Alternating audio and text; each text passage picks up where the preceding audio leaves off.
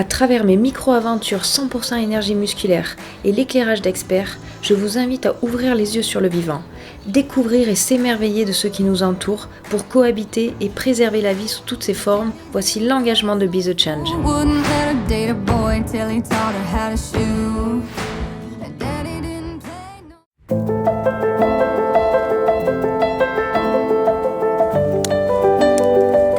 Pour ce deuxième épisode, nous voici à Montgardin.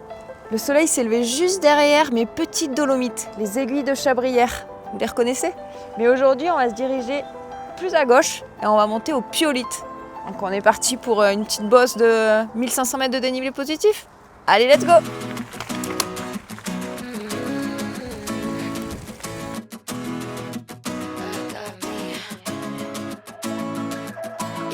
Nous sommes dans la forêt du Sapé. Les arbres communiquent toujours une énergie incroyable. C'est magique.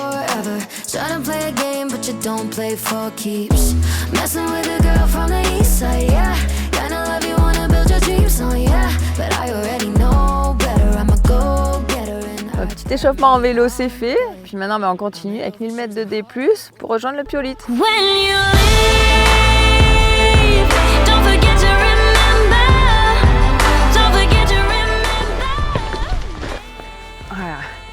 Superbe vue sur la forêt du Sapé. Juste là, il y a une zone bien particulière. Agnès va nous en parler. De par sa faune et sa flore précieuse et menacée, la forêt du Sapé a été intégrée au réseau Natura 2000. Elle est donc suivie et préservée. C'est un petit peu particulier, on se rend compte que cette forêt, elle a l'air super riche, très sauvage. Est-ce que tu peux nous expliquer un petit peu ce qu'elle a de spécial, cette forêt? C'est un site où on a mis en œuvre une action spécifique pour préserver ces vieux arbres et faire en sorte de les laisser mourir de leur belle mort. Donc là, on est dans ce qu'on appelle un îlot de sénescence. Alors tout ça, pourquoi on va retenir ces arbres-là? Parce que en fait, toutes ces caractéristiques vont être autant de niches écologiques qui vont pouvoir accueillir tout un cortège d'espèces variées, que ce soit des animaux, du plus petit insecte aux chauves-souris ou aux chouettes forestières par exemple, mais aussi des champignons, des mousses, des lichens, enfin toute une biodiversité super intéressante. Le paradoxe de la forêt, c'est que plus il y a de bois morts et dépérissants, plus elle est vivante. Ouais. Voilà. Celle-là, elle a l'air en pleine santé.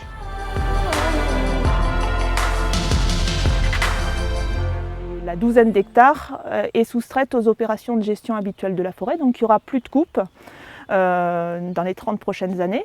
Et donc les arbres pourront terminer tranquillement leur vie et mourir de leur belle mort, et donc le cycle de la forêt pourra aller jusqu'à son terme.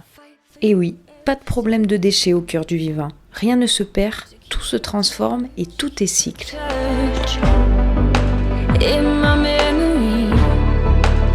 Try not to regret it. What could have been, should have been. If you would stay with me. When you leave. Entre paysages lacustres et espaces montagnards, le cadre est exceptionnel. Au loin, on aperçoit la Reine Meige qui frôle les 4000 mètres d'altitude avec ses beaux glaciers.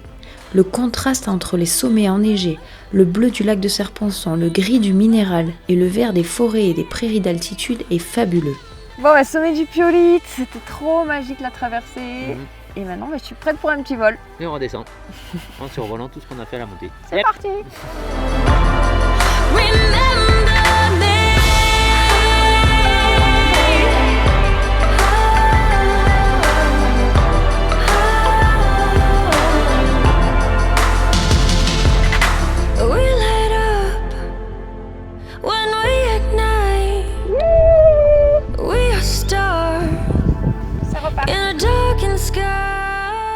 Bon il est vraiment trop classe ce vol hein. Et puis maintenant retour sur le bike et on va redescendre avec une descente d'anthologie jusqu'à la Bâtie-Neuve. Et puis derrière va falloir remonter un petit 1000 mètres de dénivelé positif pour rejoindre le Mont Colombis. Allez, c'est parti!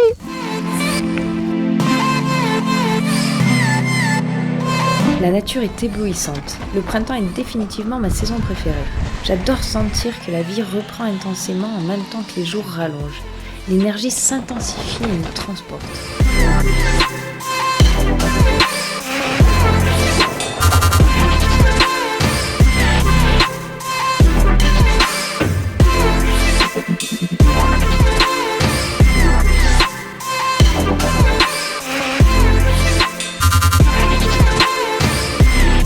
D'ici, on réalise encore plus la grandeur du lac. Il en impose, comme on dit.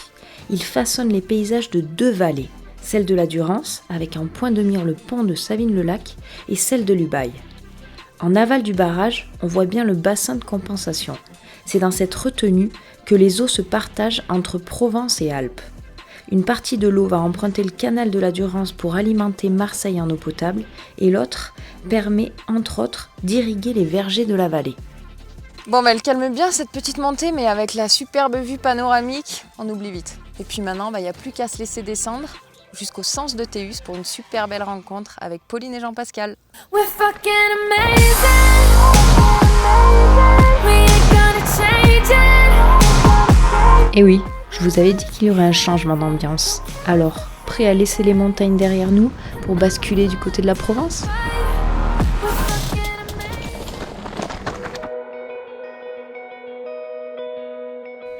J'espère que vous aimez danser, car nous voici à la salle de bal des Demoiselles Coiffées, une œuvre d'art de l'érosion due à la pluie sur les moraines glaciaires. Quoique, il paraîtrait qu'il s'agisse en fait d'un sort jeté aux demoiselles de Théus venues danser une dernière farandole. Je sais pas vous, mais je serais bien restée là dans ce décor surnaturel. Mais le tapis rouge est déroulé et Pauline nous attend dans ses champs de culture. C'est ici au contact de la terre et des fleurs que tout commence. Je ne vous parle pas de leur histoire d'amour, quoique ça en est aussi une, mais bien de leur activité professionnelle de paysans herboristes. La suite de l'histoire, ça se passe à leur ferme. Un peu plus loin, vous allez voir, c'est impressionnant. C'est vrai que nous on s'est connus quand on était encore sur les planches, sur les skis, à Villard-de-Lans, et Jean-Pascal faisait aussi du ski de fond en compétition, mais plutôt du côté de la Haute-Savoie. Et on a passé quelques années à avoir cette vie d'entraînement, compétition, etc. On était heureux, c'était bien, mais au bout d'un moment, on a envie de passer à autre chose. L'année dernière, on a franchi un gros passage parce qu'on a installé la distillerie ici sur la ferme. Du coup, on est totalement autonome sur la production d'huile essentielle, d'eau florale. Et puis en fait, on fait tout de A à Z. C'est vraiment, on va dire, un peu le cœur du projet, d'arriver à faire tout avec nos petites mains. Créer de la matière première, Ouais. à partir de ce qu'on trouve autour de chez nous, en culture autant qu'en sauvage, avec un peu de cueillette. Qu'est-ce qui vous a donné l'envie, l'énergie, la force de faire ce virage assez radical?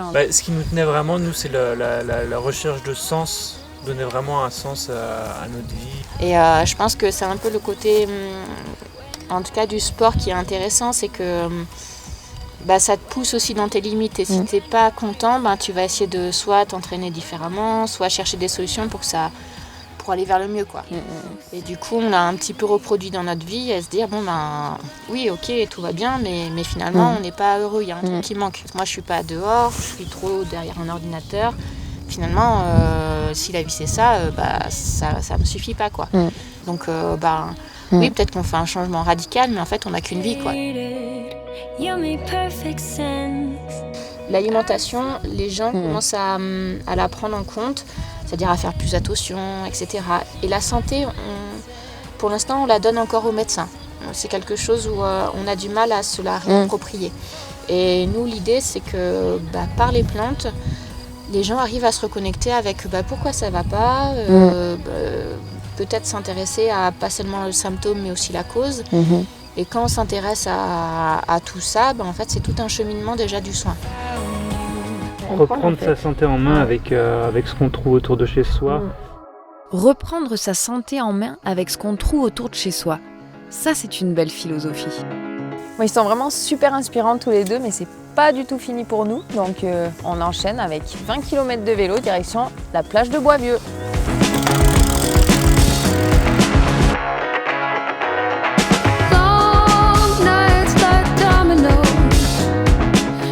Il est magnifique ce petit village de Théus. Comme les autres bourgs et villages de la vallée, il a dû se percher sur les hauteurs car l'agriculture, et plus particulièrement l'arboriculture, a pris possession des terres en fond de vallée. En effet, ça sent le sud par ici. Il est quand même épatant ce barrage. Et dire qu'il est en terre, c'est le plus grand d'Europe d'ailleurs.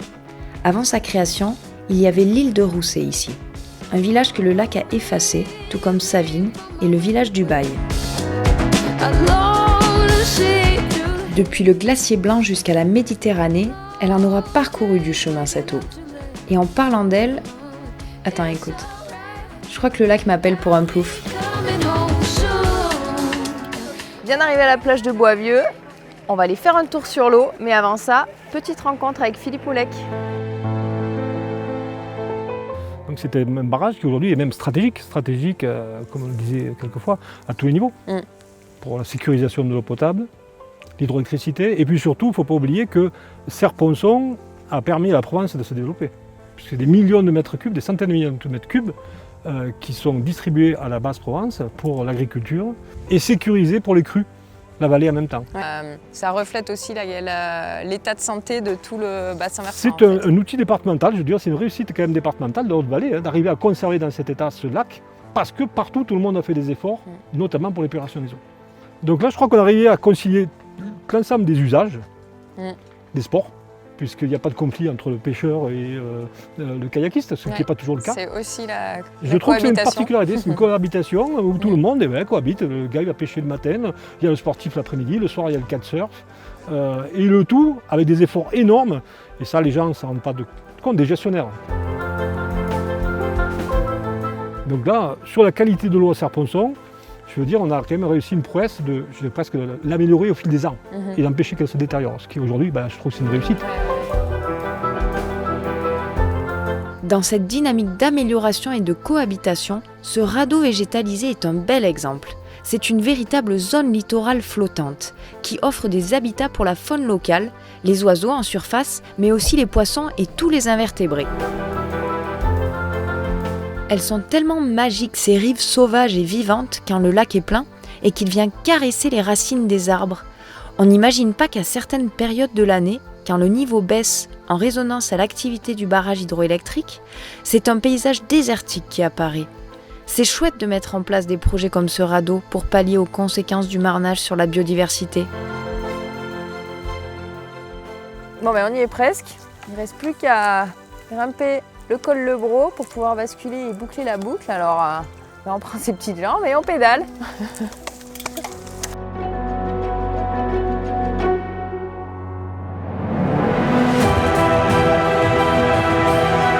La vie n'est que mouvement et transformation. Les arbres, le lac, les cheminées de fées nous le rappellent, et Pauline et Jean-Pascal nous prouvent l'importance de toujours progresser et changer avec ambition et passion. We're stars in a darkened sky. When you leave, don't forget to remember.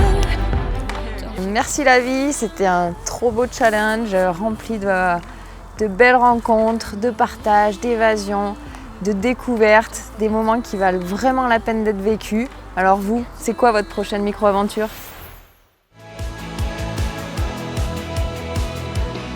Ok, on vous a pas tout montré. En attendant le prochain épisode, je vous invite à me laisser vos commentaires sur mon site internet et mes réseaux sociaux et surtout à aller explorer autour de chez vous. Merci et à très vite!